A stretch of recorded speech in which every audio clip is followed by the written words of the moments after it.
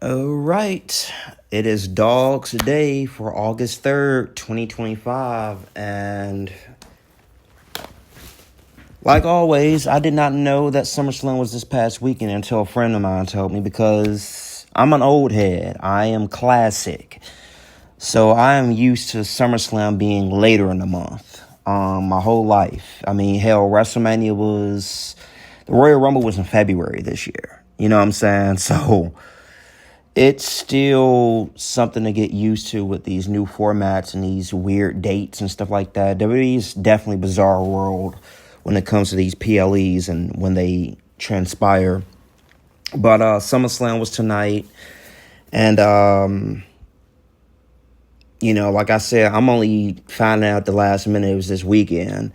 Didn't even get to do predictions. I just went straight to watching it, and seeing what I was able to see and giving you what my thoughts are on what I did see.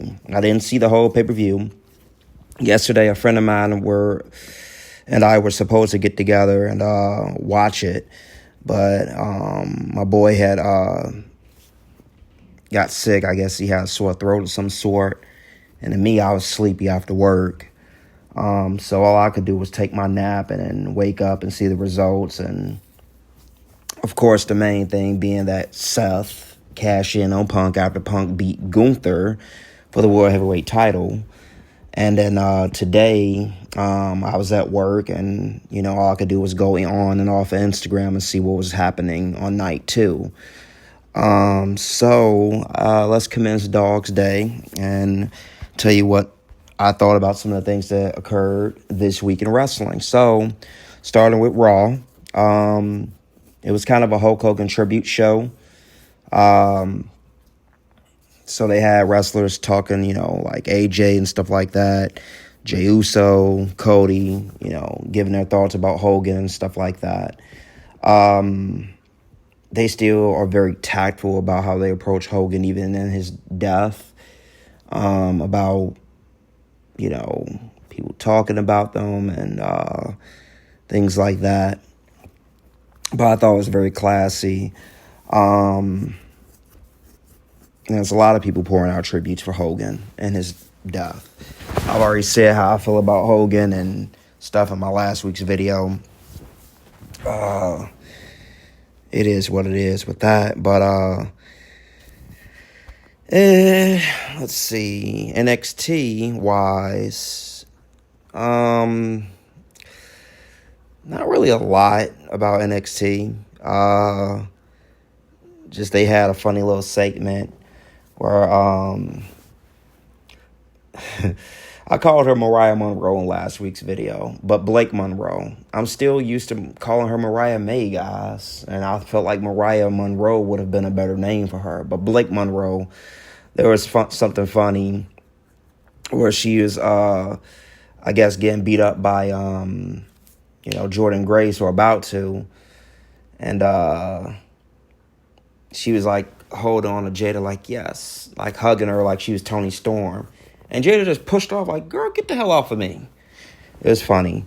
That's the only thing I remember about NXT this week. I didn't watch it. I don't know what's going on besides that, honestly.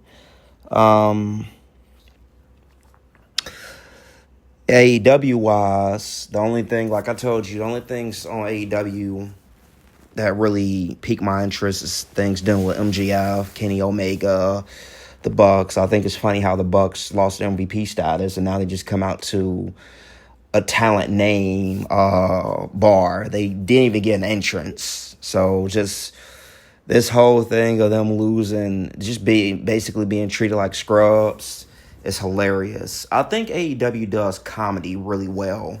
They're kind of underrated when it comes to like some of the comedic things they do with some of their storylines. Doesn't get really a lot of talk or attention. But when they do comedy, it's hilarious. Like what they're doing with the Bucks and them not getting entrances and not even getting their names.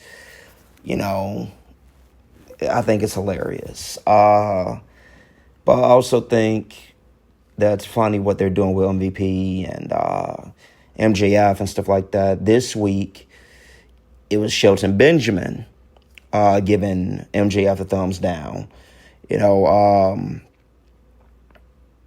Because Shelton Benjamin basically discovered that the watch MJF gave him a while back was from Temu, and gave him a thumbs down for it. So that's hilarious. I love what they're doing with that. That was my favorite storyline. That's one of the things you guys constantly heard me talking about. It was a little short-lived, though. It wasn't really that long that MJF was actually part of the Hurt Business. It took longer. It was actually more of him getting into the group than it was him actually being in it and being featured in the group. I just feel like I don't know, it's a little premature that they're already like about to have him get kicked out of the group. But Christian Cage came out and did a promo admitting he was an asshole. Slow burn into that Edge and Christian or Cope and Christian reunion. But he got a concerto from I think it was Kip Sabian and Nick Wayne, and it didn't look good at all. It did not look good at all. They need to work on it, because I know that you're really not hitting a person in the head with it. You're really just hitting the top of the chairs. But this was almost worse than the one Edge and Christian gave The Rock way back when. There was no illusion to it at all. You could clearly see it didn't even hit him. So there was that. But that's my thoughts on AEW. Hangman Page did win against Jon Moxley, and they're still gonna go with Jon Moxley versus Darby Allin, which I'm okay with. And it's funny because there was an interview that came out where Darby pretty much said he could give a shit if he wins WWE or WWE, the AEW championship or not. He just wants to go out there and have fun and do his thing. I think it'd be kind of a missed opportunity for Darby to not win the title at some point. And this would have been the best time for him to win it against Moxley, but apparently he doesn't care if he ever wins the title. And Darby is just somebody I can never see going to WWE. There are just some guys in AEW that I just see never going to that company. Never. Darby is an AEW lifer. I don't think we'll ever see... we might see Dustin Rhodes back in WWE, but it'd be for a Hall of Fame induction at this point. I mean, he's in his late 50s now. He just lost the belt to Kyle Fletcher. AEW's got so many damn belts, I don't even know which one that Dustin had that he just lost to Kyle Fletcher. And then I think it was the Chicago Street Fight, but damn, I can't tell you what belt it is. They got so many freaking belts, dude. I don't know if it's TBS or TNT or I don't know, but Darby is definitely one I don't ever see going to WWE. Just that style he wrestles, and that's it's funny because a lot of people back in the day, right? They wanted to see Abyss in WWE. I'm like, okay. Abyss mostly competed. Not to say that Abyss didn't have matches that weren't hardcore, but Abyss's style, I just don't see beyond the feud with maybe Kane and Undertaker. What else could you have done with Abyss back then? You know what I'm saying?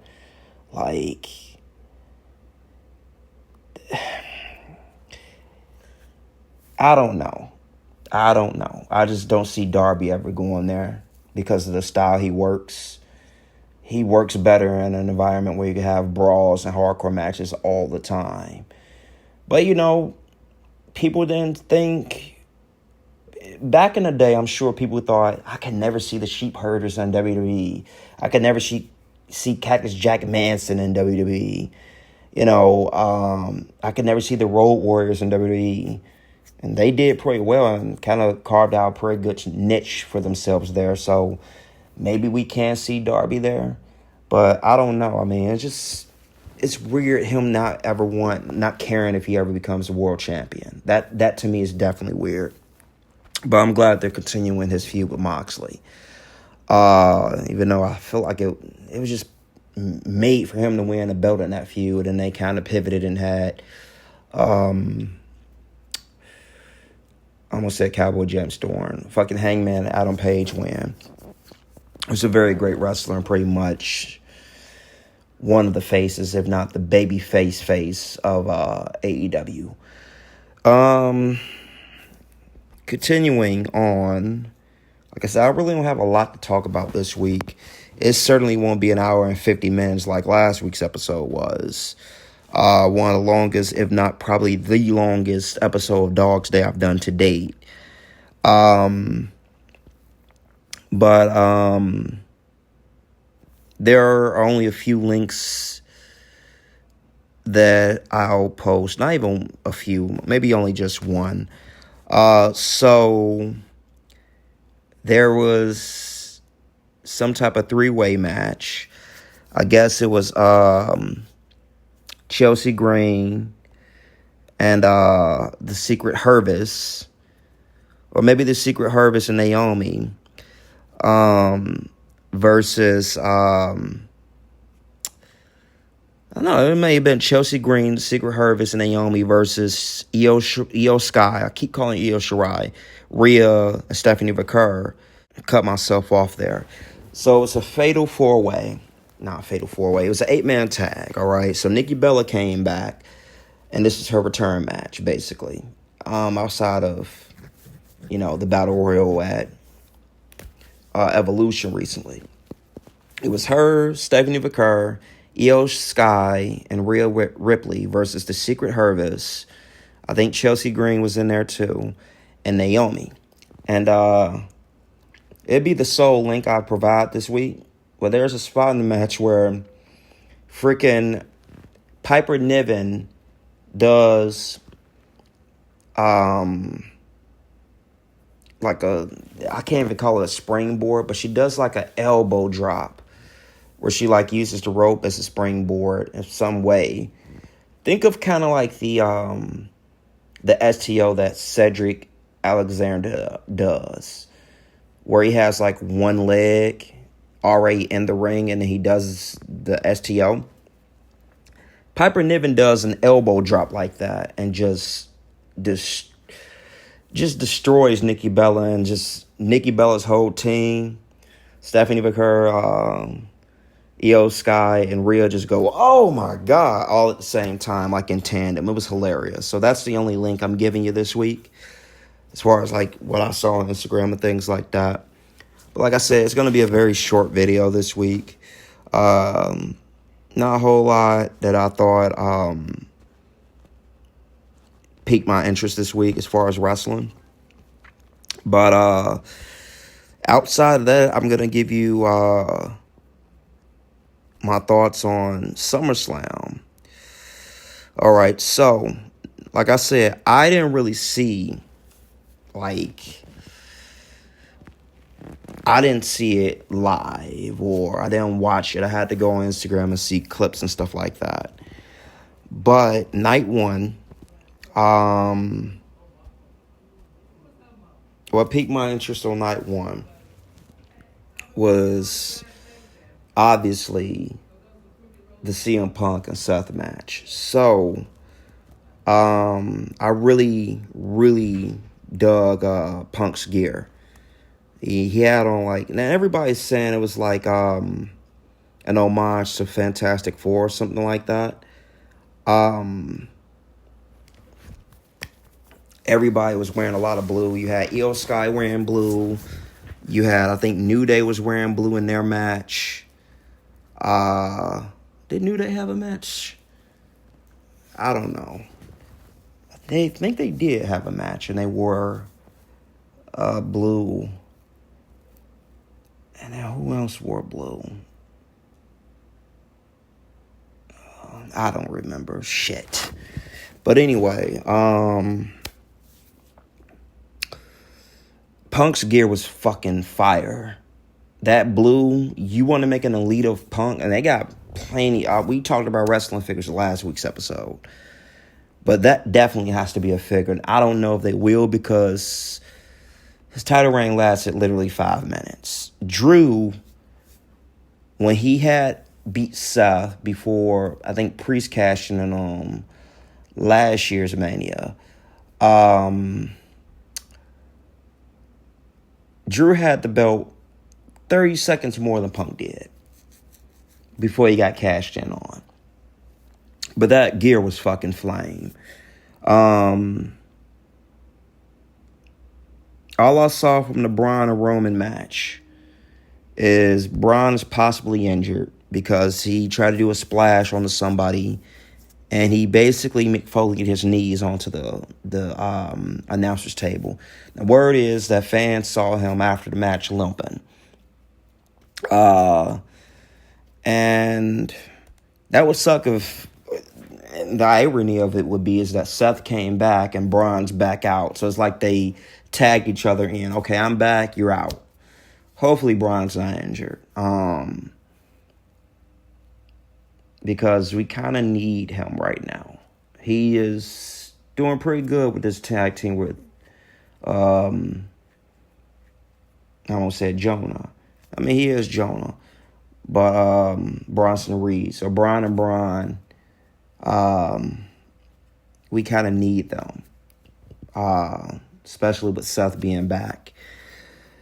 There was a spot in the match where Braun was about to spear Jay, and I think Roman pushed Jay out the way and got speared instead.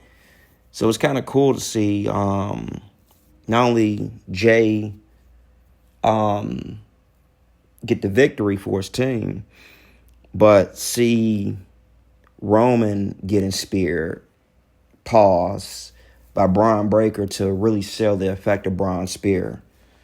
As, damn, this shit could put even Reigns down. You know what I'm saying? That match, that one-on-one match is going to be nice when it happens, though.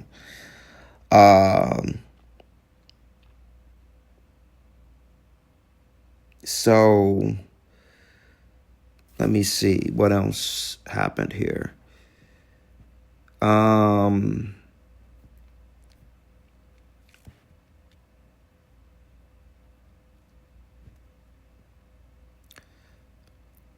So I did not know, because I'm looking at the results here, I did not know that Alexa Bliss and Charlotte won the titles. Didn't know about that. I'm looking at the results here. I'm like, whoa. Shit, I didn't know they won the belts. Okay. That's crazy. Wow. All right. Well, moving on to the things I did know. Sami Zayn being Cross. Everybody's talking about Cross is pretty much done with WWE because his contract was expired. I don't believe nothing until I hear from the actual official company.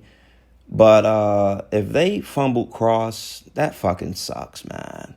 Because this is the most over Cross has been. He's got the crowd fully behind him for the first time since he's been a WWE superstar.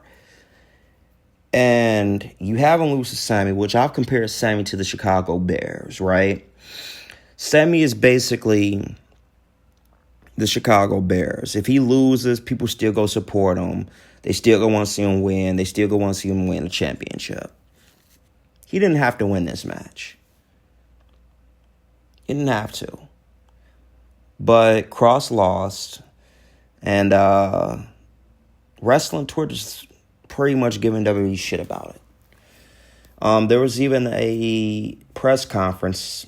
Well, they're actually not doing press conferences anymore. That's something that's also going around in the news for wrestling and WWE right now. So they're no longer doing the press conferences. They probably got tired of getting hit with hard-hitting questions. Especially if, we don't care about the order of operations tonight. Brock Lesnar returns, right? You got to know that if they had a press conference and Brock, because Triple H had an interview and somebody asked him about the Vince allegations. And he said allegations are allegations and yada yada, right? You got to know that if they had a press conference, somebody was going to ask Triple H, well, hey, since Brock is back, obviously he's been exonerated and cleared vindicated from anything involving this case, can we see Vince come back? And I could guarantee you that's probably a huge reason why we don't have press conferences anymore. They knew they were going to have Brock back, and they don't want to get hit with hard-hitting questions anymore. So instead of them having press conferences, they have the little panels where the wrestlers come out, but there's no press there to answer or ask questions. So that's what they're going with now. Okay, cool. Whatever. But, people are behind Cross. And I really don't want to get into it about whether he's going to resign or this is pretty much it for him or not. I won't believe anything until I actually see that he's been released or let go, or WWE have come to the terms to release or let go Karrion Kross and Scarlett Bordeaux, what have you. I don't want Kross to go, but if they're not going to push him, yes, let him go. Same thing with LA Knight, because they're saying the same thing about him. I mean, hell, he wasn't even featured on the show. You know what I'm saying? Like, this pay-per-view had no LA Knight. There was no U.S. title defense. Because they had, Julia win her rematch against Zelina Vega this past Friday on SmackDown. Black and Priest had their match, but I think it ended in a disqualification of some sorts.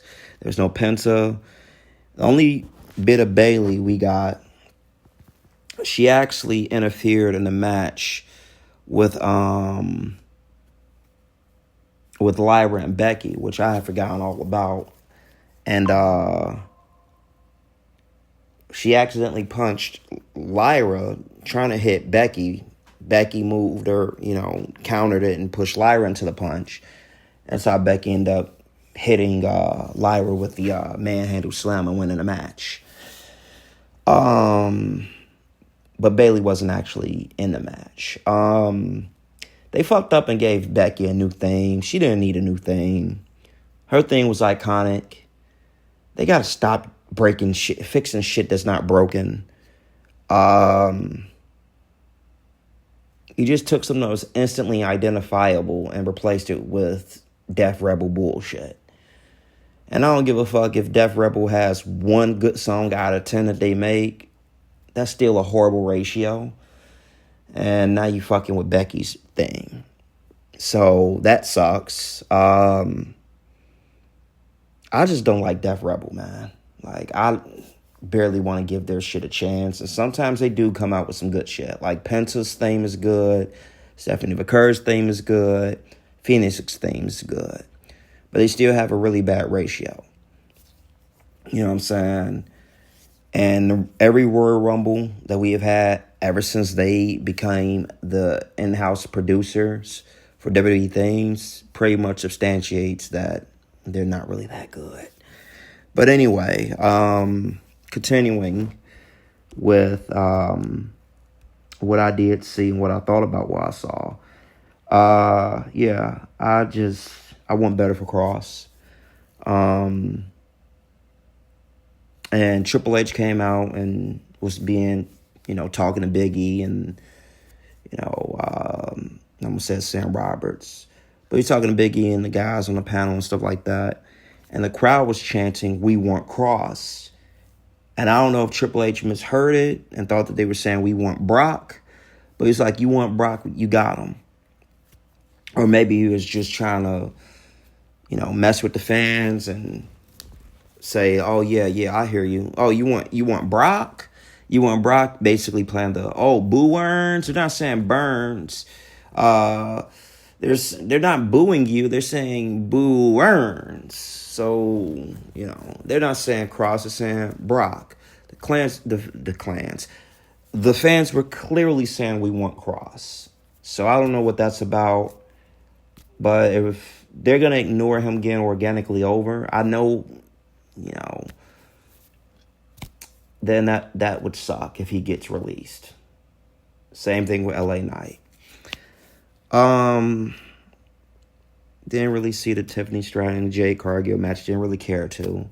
I knew Tiffany wasn't losing. But damn, Jade Cargill has just lost her whole aura. Like, she was undefeated in AEW, and just she doesn't feel like a star in WWE right now. The Logan Paul Jelly Roll match, I did see the fucking splash that Logan Paul hit Jelly Roll with, and that sell that Jelly Roll did where he rolled over, he literally Jelly rolled over from it, was fucking dope.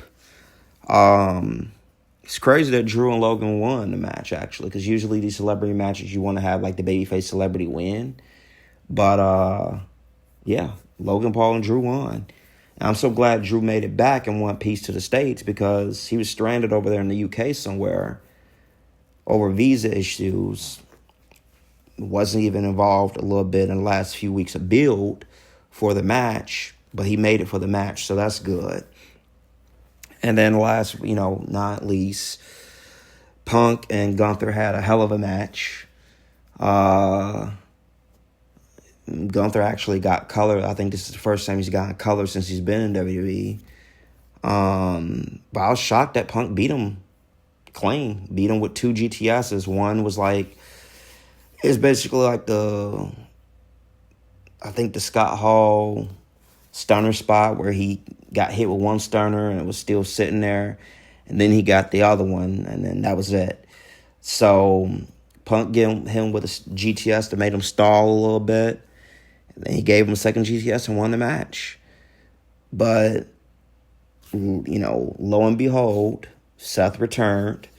And the funny part is that it wasn't like Punk was so knackered that he was out or anything like that. He couldn't.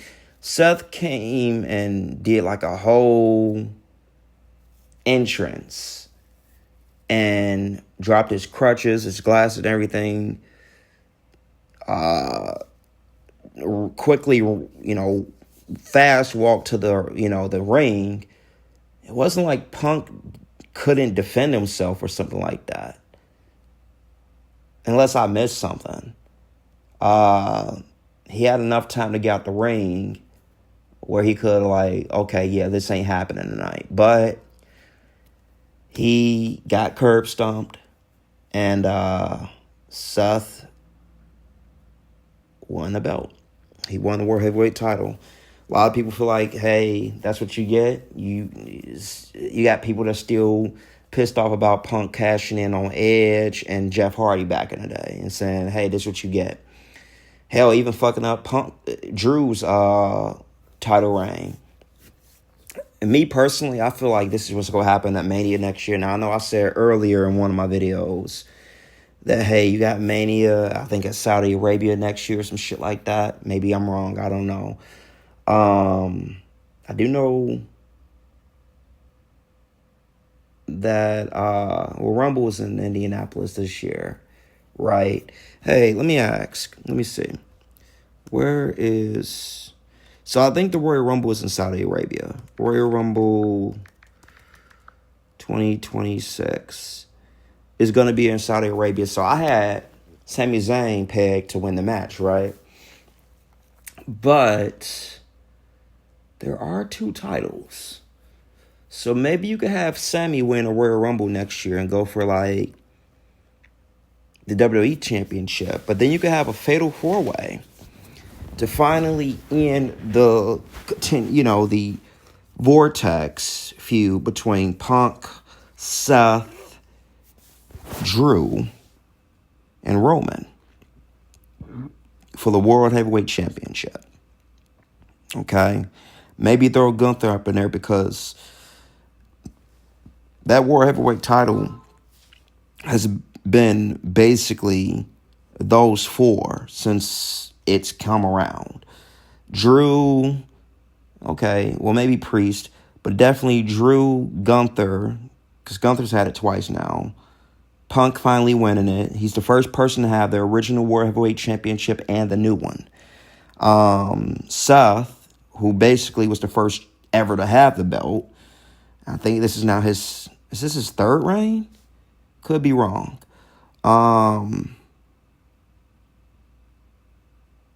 Yeah, his no, it's his second reign.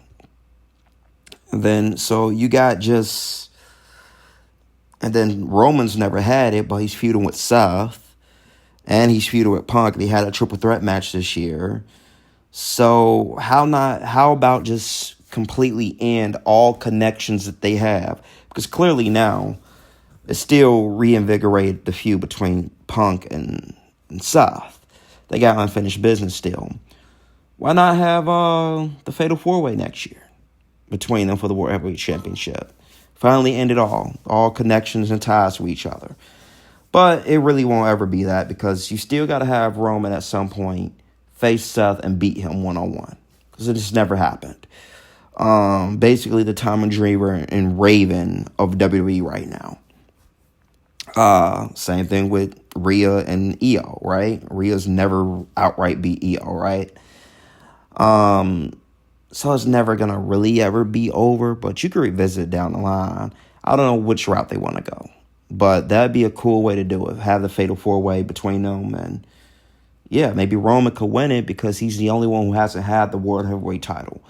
Okay, Seth's had it, Punk's had it, Drew's had it, but he had it for a very short time. There's just so much story you could tell with that for Mania next year. Just so much story. But so that's night one. Okay, night two, I did not see it, but I did see some of the spots. And that fucking Spanish Fly that Axiom did onto whomever on a table was dope. And then Candice LeRae went old school PWG, going through a ladder, because that was her thing. She was like a rag doll on the indie scene. She would wrestle dudes. She would have hardcore matches. She would do insane spots. If you need to see anything, see her lumbar puncture that she got from Cedric Alexander. That shit was insane. But she went old school with it tonight, and she took a ladder bump, which had a lot of people worried because they're like, damn, did she break her arm? But they don't know. Candice was like insane on the indies with some of the spots she did and bumps she took. And she revisited that infamy tonight. But I heard that the ladder match was must see, and maybe I'll go back and watch it. Somebody uploads it to YouTube or something, or there's ways to see it. I'm not gonna get myself in trouble here, but there's ways to see it without going to Peacock, I'm sure. But maybe I would renew my Peacock subscription just to see this and see the Cody and John Cena match in full instead of, highlights. WWE's pretty good about posting highlights too. Once the event's over, they usually do like highlights of it, but Instagram's really great for that shit too. That's the main thing that kept me able to see some of the insane shit that happened tonight. I mean, yeah. So as far as the other matches concerned, I didn't see Naomi versus Rhea or Io Sky. I'm not surprised if that was a good match if it was, but I didn't see or hear much from it. I didn't expect Naomi to lose, honestly. She just won the belt, and she's on the best run of her career right now. So as far as expectations, I didn't expect that. She did get a cheap pinfall win over, like a cheap roll-up on, I think, Rhea, though. I don't know where you go from here with them, though. Maybe one-on-one? She feuds with one of them now? I don't know. But White Six did retain their titles in that 8-man biggest ladder match, TLC match ever. So that was insane. But Solo Sikoa is the first person to kick out Jacob Fatu's moonsault. And he also won the match against Jacob. So, yeah, I don't know. Wasn't really interested in this feud. I don't know if Zilla's gonna debut. I don't know if Zilla feuding in real life with Rikishi, going back and forth on some family feud bullshit, is gonna affect WWE bringing him in. Because they really don't like drama. But I don't know. Some things they willing to look past. Zilla's definitely gonna come to WWE someday, though. He just lost his title, I think, to fucking Bully Ray of all people, the House of Glory Championship. And Ricochet actually, I think, helped Bully Ray win it, which just weird. Just crazy stuff going on in wrestling sometimes. Bully Ray beat Zilla, though, for it. The House of Glory Championship. And he didn't debut tonight, but it's got to be happening. I bet it happens before the end of the year. You see Zilla join up WWE. And, of course, the Cena versus Cody match. I was back and forth on my phone at work watching that. Of course, when I had spare time in between orders or whatever. And this match just had all types of shit. I mean, Cody coming out, getting booed.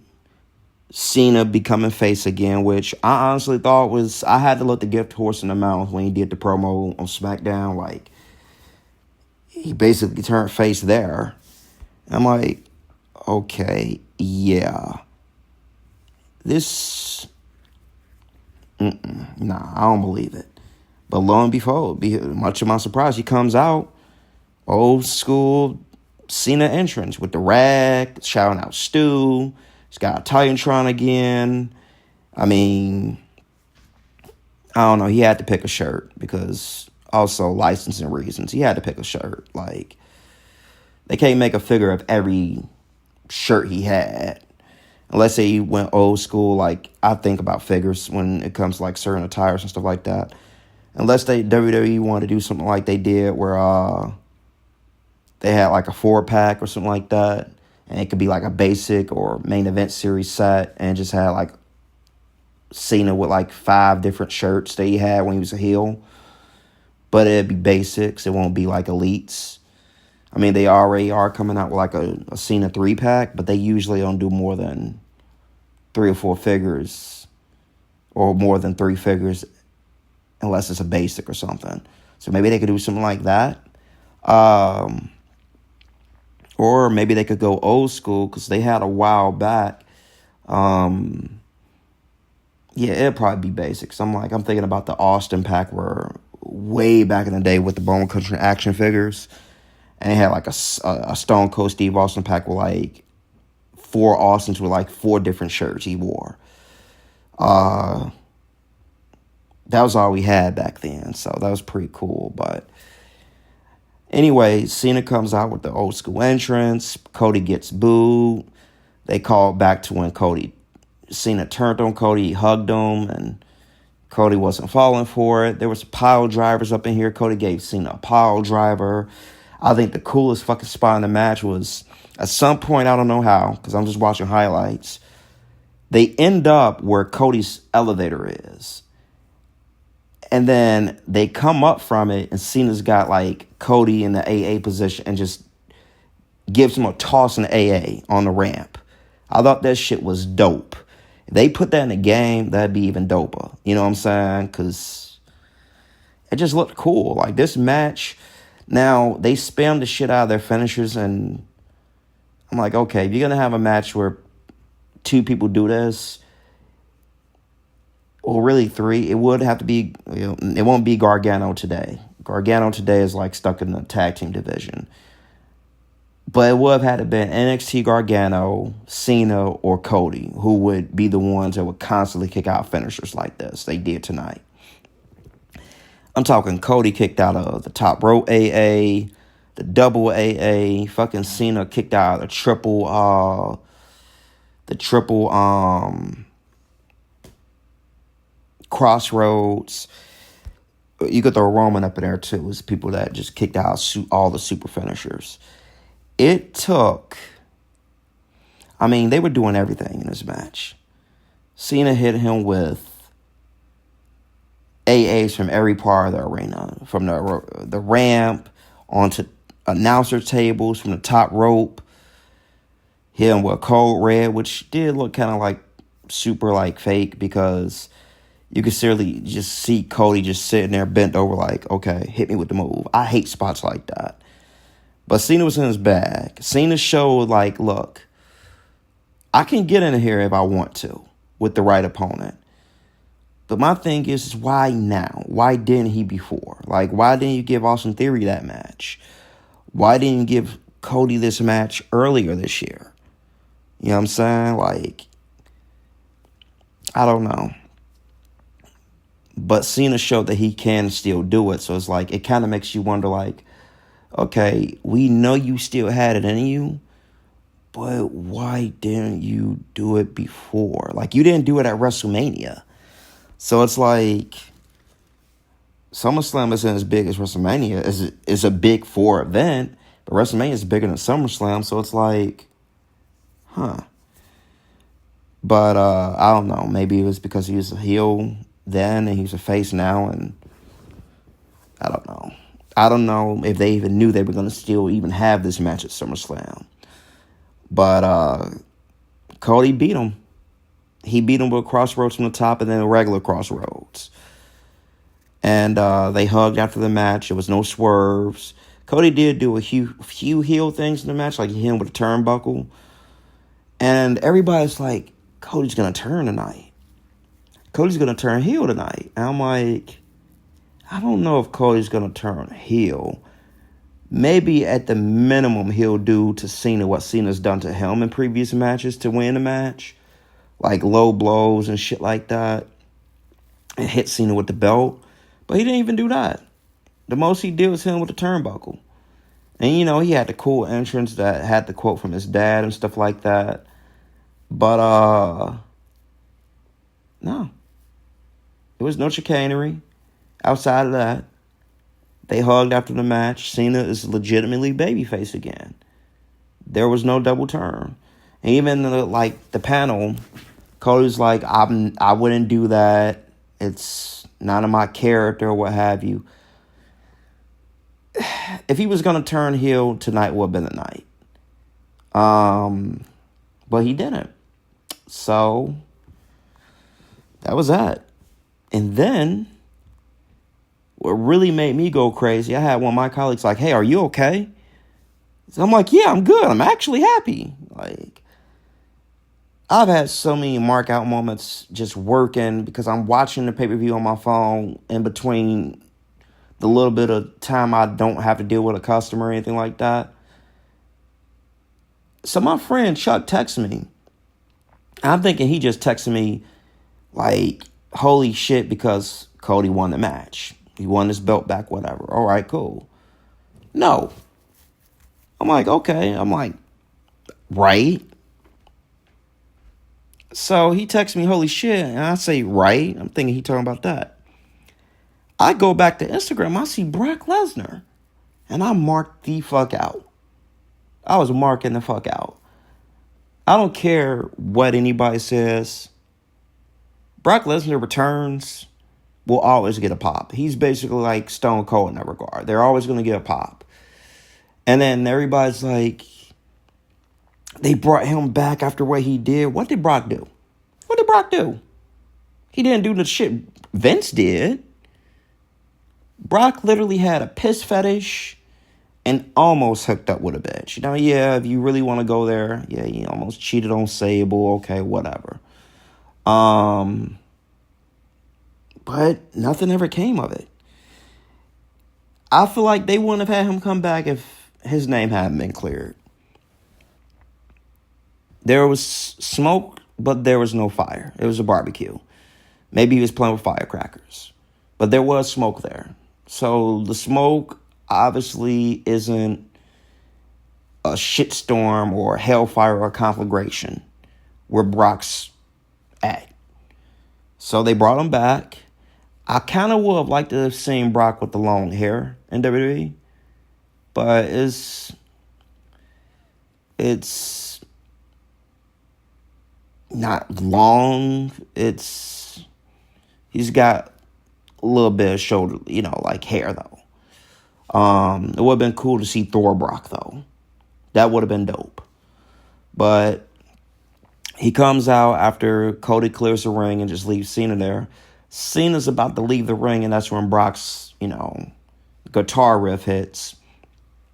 And he got a pop. You know what I'm saying? And I think there is some merit to what Triple H says about which fans really are making the noise that they pay attention to. It's mostly internet fans that really have a problem with Brock. And the people that did probably didn't like Brock before he had the little name being brought up in the Janelle Grant scandal. They didn't like Brock already. But he got a pop, and I'm happy Brock's back. I hope they could patch him in a game, but they probably won't do that. I don't know, but there was hints of Brock being back even a few weeks ago because his merchandise popped back up on WWE Shop. I think a blue flannel or something popped up.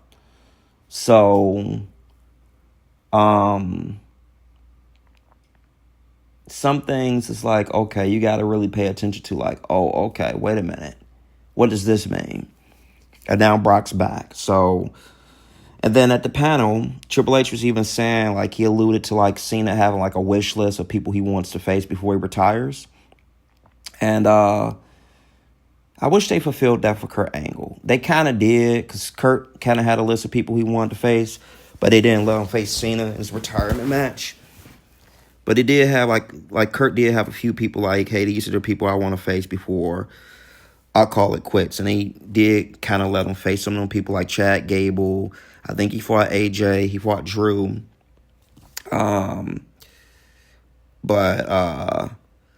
Yeah. So apparently Brock was one of the people. Now I don't know if this means he's back for good or if he's just back because, hey, I'm doing this for John. But nonetheless, I am a Brock Lesnar fan. I'm happy he's back. I think people want him to be as bad as Vince was with the Janelle Grant case. The way I feel, WWE, they are the type of people, man, where, look, when it comes to litigation, if you are proven not guilty, they will bring you back. If you are proven not guilty, they will bring you back. If you are clear of charges, they will bring you back. It don't matter if you actually did it or not. It's, hey, you got off. So let's say, I think WWE, if it came out that, let's say Chris Benoit was murdered, he didn't do what he did to Nancy and his son. I think if it came out that he got murdered, him, Daniel, and what's his name, you would slowly start to see Chris Benoit mentioned in WWE again, featured in video packages, and slowly get figures of him by Mattel and being put back in the game. That's the type of moves WWE makes. That said, if Brock is back, with the assumption being, okay, Brock's name is good, which also throws in the face of what Daniel Cormier said. They said Brock was on a banned list. Cormier's a wrestling fan, bro. Cormier knows how to work people. He's not just a legit wrestler. He's a wrestling fan. He knows how to work people. He said that Brock was on a banned list in WWE, and now Brock's back, right? If Brock's back and the assumption is his name is cleared, you won't hear more about him in the Janelle Grant scandal bullshit. I can assure you that Vince's name gets cleared of this, they settle out of court, you're going to slowly start seeing Vince mentioned again. And maybe not back like he was before, but you will start seeing Vince slowly mentioned again, and it's kind of in the same vein as Hogan, like somebody that helped build the business to what it is today, and featured in video packages and stuff like that. It won't be when Vince dies that they'll start mentioning him again. If this shit gets clear, if this Janelle Grant lawsuit is settled and he's proven, because it's a civil suit, it's not a criminal suit. But if he's cleared of all, all of it, you will start to see Vince mentioned again. Now, I don't think he'll ever be allowed back, but yeah. Because look what happened with Brock.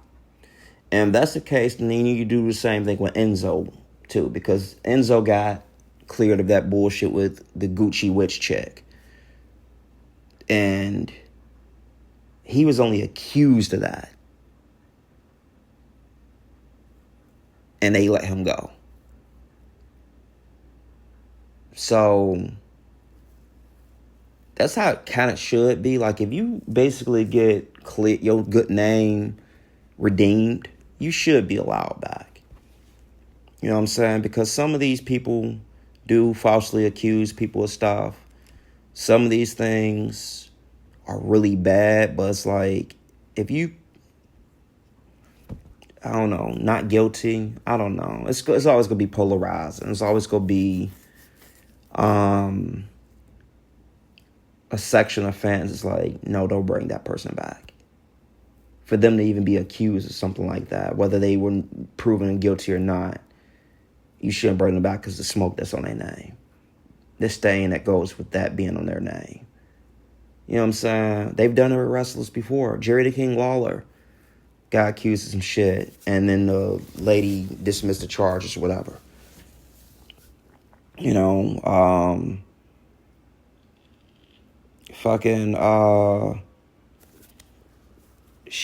Karl Malone was on WWE Network, and look at what he did. You know what I'm saying? Had sex with somebody that was a minor and got her impregnated. Who's another wrestler who had inappropriate relationships? Can't think about it. Can't really think right now.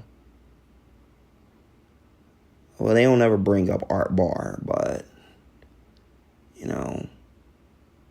Mike Tyson had his shit, but he got, he did jail time and got released. So, I don't know. But nonetheless, this is Dog's Day, and we didn't go an hour and 50 minutes. So, one thing I will say is, maybe you might not like it. You may love it, you may dislike it, you may hate it, but one thing is for sure, you got to learn to live with it.